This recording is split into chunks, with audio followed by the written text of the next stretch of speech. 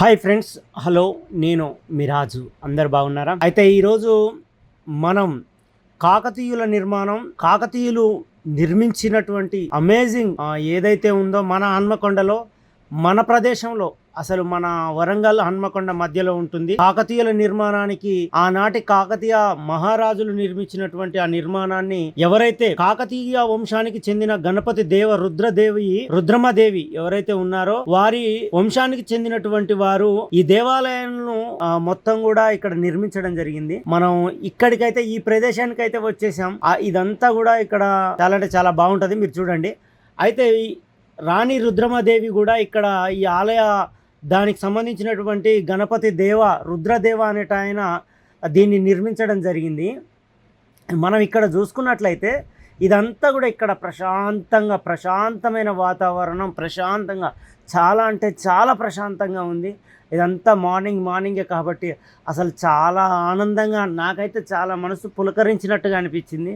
ఇదంతా ఈ ప్రదేశం ప్రకృతి చాలా బాగా డిజైన్ చేసిర్రు. ఇదంతా కూడా దగ్గర పట్ల చాలాసేపు కూడా సిట్టింగ్ చేసుకోవడానికి, కూర్చోడానికి, మంచిగా ఫ్యామిలీతో వచ్చి మంచిగా సిట్టింగ్ చేసుకొని మంచిగా కూర్చొని ఇదంతా ప్రదేశం విజిట్ చేయడానికి అయితే చాలా అంటే చాలా బాగుంది. అయితే మేమైతే చూడడానికి వచ్చిన నేను ఇదంతా నా కళ్ళతో మీకు చూపెడతా. ఉన్నట్టుగా మీకు ఏవైతే ఇక్కడ ఉందో, ఏదైతే జరుగుతుందో ఇదంతా కూడా మీకు నేను చూపెడతా.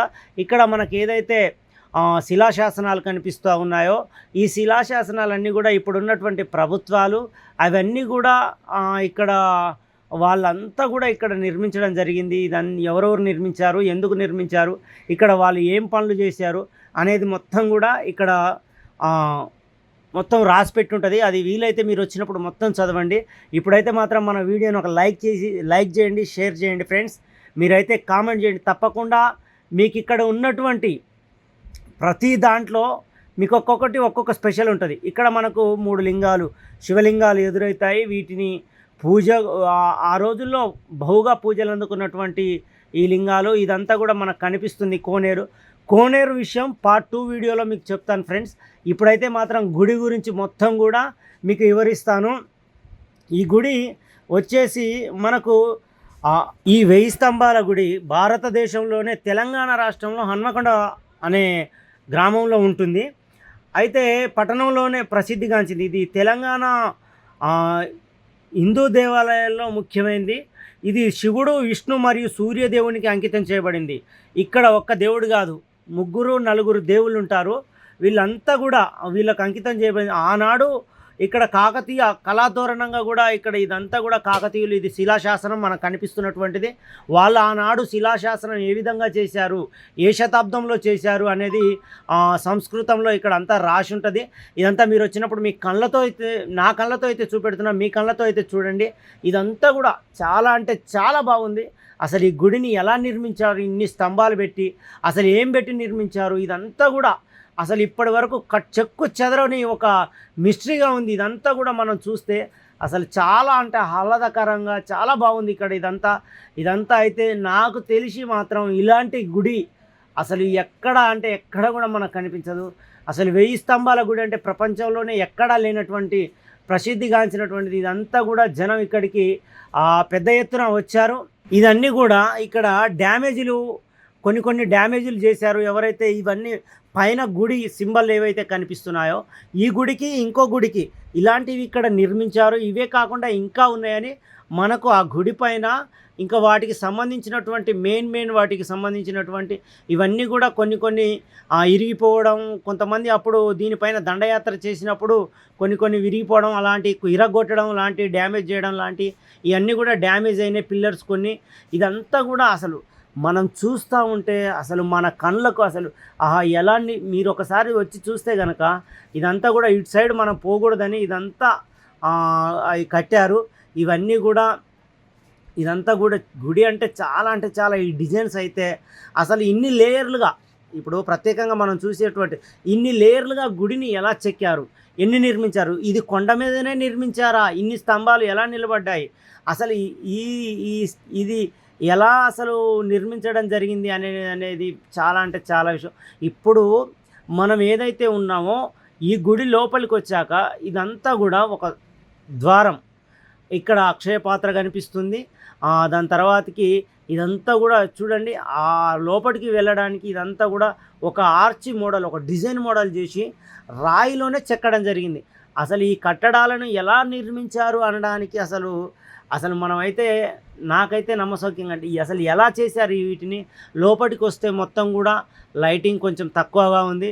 ఇదంతా చాలా అంటే చాలా బాగున్నాయి. ఆ పిల్లర్స్ ఒకదానికి సంబంధం లేకుండా ఇంకో రూటు ఒకటి వేరేగా నిర్మిస్తే ఇంకోటి ఇంకో స్టైల్గా ఆ చెక్కే స్ట్రక్చర్లోనే ఇంకో స్టైల్గా ఇంకో బొమ్మలను అట్లా పెట్టి డిజైన్గా స్తంభాలను 1000 స్తంభాలను ఒక్కొక్క డిఫరెంట్ వేలో చూపెట్టాలని ప్రయత్నం చేసినారు. ఇదంతా కూడా ఆనాడు మహారాజులు ఎవరైతే ఉంటారో వాళ్ళంతా వచ్చి కూర్చోవడానికి వరండా లాంటి ప్లేస్ ఇదంతా. ఇది బయట నుంచి ఇంకో ద్వారము ఇదంతా. అయితే మనకి ఇక్కడ కనిపిస్తున్నటువంటిది ఏదైతే ఉందో ఇది ఒక ద్వారం. ఇక్కడ ఇదిగో చూడండి, ఇది అక్షయ పాత్ర. ఇక్కడ వాళ్ళంతా సమకూర్చుకోవడానికి, వాళ్ళ ధనాన్ని సమకూర్చుకోవడానికి వాడేదా, దేనికి వాడేది, ఏం సంగతి అనేది మాత్రం మనం ఇప్పుడు ఏం చెప్పలేం. చూసారా, ఇది సింహద్వారానికి సంబంధించిన ఇక్కడ ఈ ద్వారాలలో ఒక ద్వారం. ఇది ఏ ద్వారం అని పిలుస్తారో ఏంటో మనకైతే క్లారిటీగా తెలియని దాన్ని తెలిసినట్టుగా చిత్రీకరించాల్సిన అవసరం నాకైతే లేదు. ఇది అక్షయ పాత్ర, నిండు కుండతో అక్షయ పాత్రగా ఉన్నట్టు. ఇక్కడ అక్షయ పాత్ర విప్పబడి ఉన్నట్టు. విప్పాలి అని అంటే కింద ఉన్నటువంటి ఆ సింబల్స్ అవన్నీ బట్టి వాటిని ఇక్కడ ఉన్నటువంటి మనకు తెలిసిన సమాచారం ప్రకారం నేనైతే మీకు చెప్తున్నా. ఇవన్నీ కూడా పిల్లర్స్ అంటే స్పెషల్ ఉన్న ఈ ఆర్చీలు, ఆ బండల పైన చెక్కినటువంటి ఆర్చీలు ఏ అయితే ఉన్నాయో ప్రతిదీ డీకోడే. ఏది తీసేయడానికి ఏం లేదు, ఏది పెట్టడానికి ఏం లేదు. ప్రతిదీ కూడా మనకు కనిపిస్తున్నటువంటిది. ఇక్కడ 1000 మంది 100 మంది ఇదంతా వచ్చి చూస్తూ ఉన్నారంటే 11వ శతాబ్దం నాటి ఆనాడు నిర్మించిన ఈ యొక్క నిర్మాణం. అసలు వాళ్ళు ఇంత పెద్ద ఎత్తున నిర్మించడానికి గల కారణం ఏంటి? అసలు ఎప్పుడైనా మనం కానీ ఎవరైనా ప్రశ్నించారా? ప్రశ్న వేసుకోవాలి. ఎందుకంటే ఇదంతా కూడా నా రాజ్యంలో ఉన్నటువంటి ప్రజలకు భవిష్యత్తులో ఎలాంటి కష్టాలు అయితే వస్తాయో ఆ కష్టాలు వచ్చినప్పుడు ఇదంతా కూడా ఇక్కడ ఒక ధనాన్ని అనేది సేఫ్ సైడ్గా ఉంచాలి అనేటటువంటి ఉద్దేశపూర్వకంతో ఇదంతా కూడా నిర్మించడం జరిగింది. అది నిర్మించినప్పుడు ఇలాంటి ఆలోచనలు వస్తాయన్నమాట. నా ప్రజలు సుభిక్షంగా ఉండాలని ఆలోచించే మహారాజు ఆ రాజ్యాన్ని పరిపాలించడానికి అర్హుడు. అయితే ఇదంతా కూడా కొంచెం ఇక్కడ మనకు అన్నీ కూడా ఒక లైన్గా మనకు కనిపిస్తున్నటువంటిది. ప్రతిదీ కూడా అసలు ఇది ఎలా నిర్మించారు, ఈ కొండపైనే నిర్మించారా, ఇది ఎలా ఆగింది అనేది కూడా అసలు భలే అంటే భలే ఉంటుంది. మీరైతే ఒకసారి వచ్చి చూడండి. ఇప్పుడు ఇక్కడ మనకు కనిపిస్తున్నటువంటివి దీనికి సంబంధించినటువంటి సాహసం సినిమాలో ఉంటాయి కదా ముద్రలు, అలాంటివి చూడండి. ఇవన్నీ కూడా అవే. ఆ విధంగా వీటిని నిర్మించి ఈ లోపలికి వెళ్ళాలన్నా బయటికి రావాలన్నా ఈ డీకోడ్స్ అంతే. వీటిని ముద్రించడం కోసం వాటిని కొంతమంది అది చేసి ఇదంతా కూడా నిధి కోసం ప్రయత్నం చేసి అవన్నీ ఖరాబ్ చేసినారని నేనైతే భావిస్తూ ఉన్నా. ఎందుకంటే అప్పుడు దండయాత్ర చేసినప్పుడు మరి మన ఈ గుడిని మొత్తం కూడా ఈ ప్రదేశాన్ని, ఈ రాజులు ఉండే ప్రదేశాన్ని వీళ్ళంతా కూడా ధ్వంసం చేయడం జరిగింది. ఇందులో కొంత పార్ట్నైతే వాళ్ళకు చేతనైనంత వరకు డ్యామేజ్ చేయాలని ప్రయత్నం చేశారు. కానీ కనీసం ఒక పక్క కాదు ఎంట్రుక కూడా కదిలియలేక వాళ్ళ జాగాలో వాళ్ళు వెళ్ళిపోవడం జరిగింది. కానీ ఇక్కడ ఉన్నటువంటి ప్రతిదాన్ని ఏదైనా సరే ఇక్కడ కొన్ని అయితే వాళ్ళైతే విరగొట్టడం, విగ్రహాలను కానీ వీటిని మొత్తం కూడా డ్యామేజ్ చేశారు. ఇవంతా కూడా కొంత డ్యామేజ్కి గురైంది. ఈ డ్యామేజ్ విషయం పక్కన పెడితే అసలు ఇది ఎలా నిర్మించబడ్డది మీరు కామెంట్ చేయండి. అసలు ఎట్లా ఆగింది? ఇదంతా కూడా ముందు పార్ట్ మొత్తం కూడా కొంచెం కూలిపోయింది. ఇదంతా కూడా నిర్మాణంలో ఇదంతా కూడా ఉంది. ఇదంతా అసలు చాలా అంటే చాలా. ఇది మెయిన్ డోర్ ఎంట్రన్సా లేకపోతే ఏందో నాకు ఎటు అర్థం కాలేదు. ఎందుకంటే మనం రావడం గుడి మధ్యలో నుంచి వస్తాం, కానీ ఇటు నుంచి పెద్ద పిల్లర్స్ వేసి ఇక్కడ సూర్యభగవాను నిర్మించి సూర్యభగవాను దగ్గరికి వెళ్ళాలంటే ఇక్కడ నుండి ఇదంతా కూడా ఈ పిల్లర్స్ ఇవన్నీ కూడా డిఫరెంట్గా ఉంటాయి అన్నమాట. ఈ ఆలయం అనే కాదు, ఇంకా చాలా ఆలయాలలో ఇదే విధానాన్ని పరిగణనలో. ఇది అక్షయపాత్ర, నిండు అక్షయపాత్రతో ఉంది. అంటే దీనికి అర్థం ఏంటో మీరు కామెంట్ చేయండి ఫ్రెండ్స్. ఈ గుంటలో అప్పుడు ఆ రోజుల్లో వైద్యం దొరికేటప్పుడు అక్కడ దాంట్లో నూరి పోసేవారు. అయితే ఇప్పుడు మనకు కనిపిస్తున్నటువంటి బొమ్మలు ఏవైతే ఉన్నాయో అవన్నీ కూడా ఇప్పుడు మనకు కనిపిస్తున్నటువంటి ఆ బొమ్మలు ఏవైతే ఉన్నాయో వాటికి నిధికి సంబంధించినవి చూడండి. ఇప్పుడు మీకు చూపెట్టింది ఇది. ఇదొక కోడు. దానికి సంబంధించినటువంటి ఈ పిల్లర్ ఒక కోడు.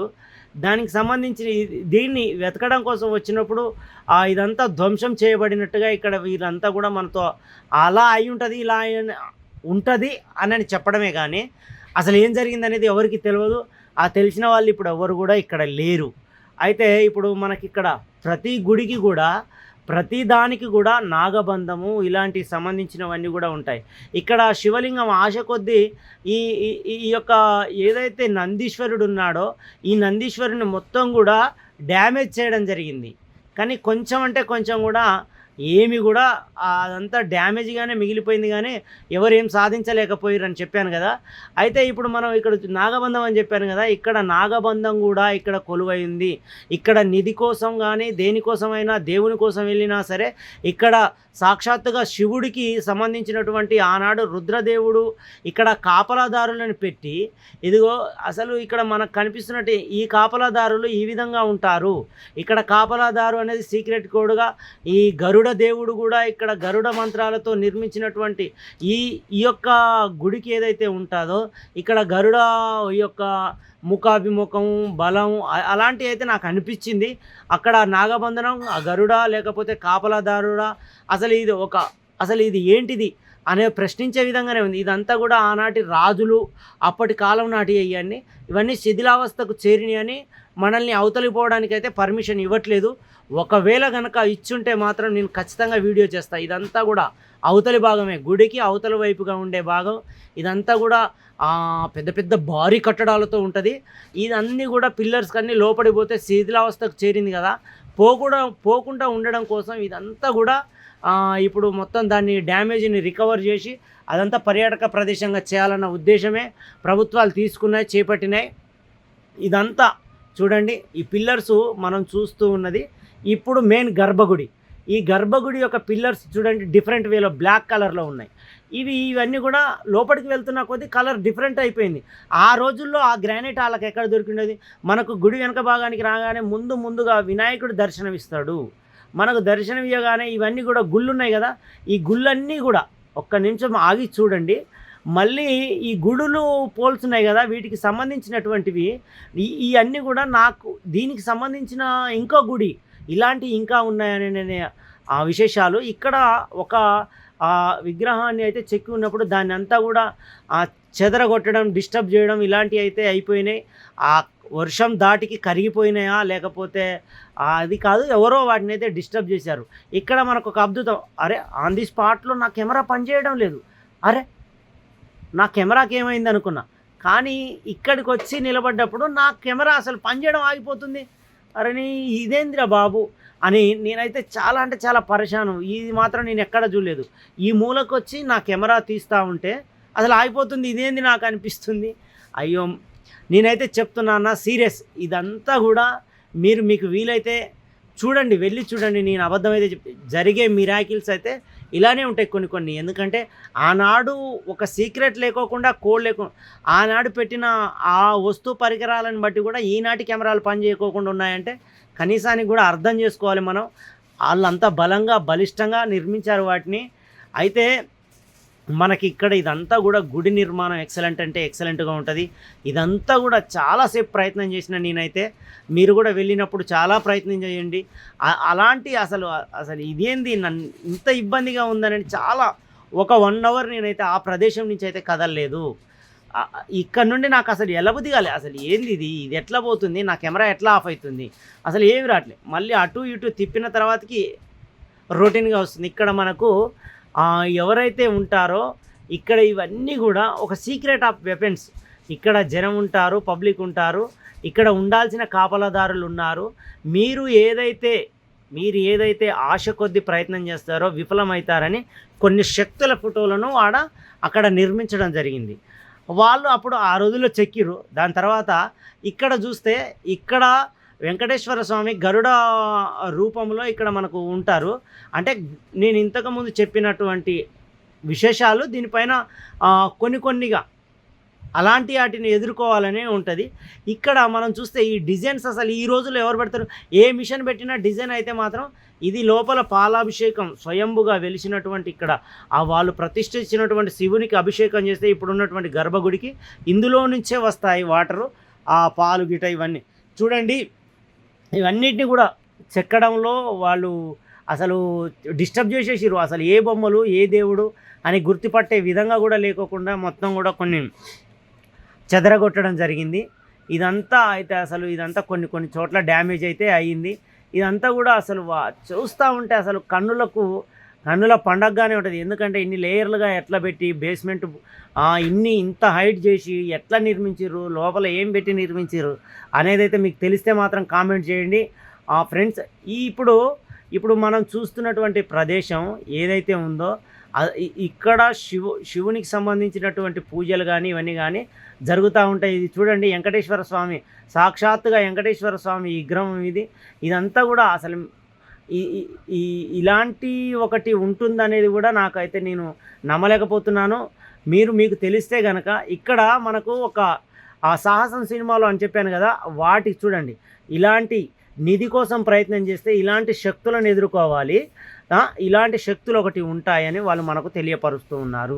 ఆ బొమ్మలతో ఇలాంటి వాటికి సంబంధించిన కత్తులతో వాటికి సంబంధించినటువంటి ఆ సొమ్ము దగ్గర పోయినప్పుడు, లేకపోతే ఆ నిధి అక్షయపాత్ర దగ్గర పోవాలంటే ఇలాంటి శక్తులను ఎదుర్కోవాలి.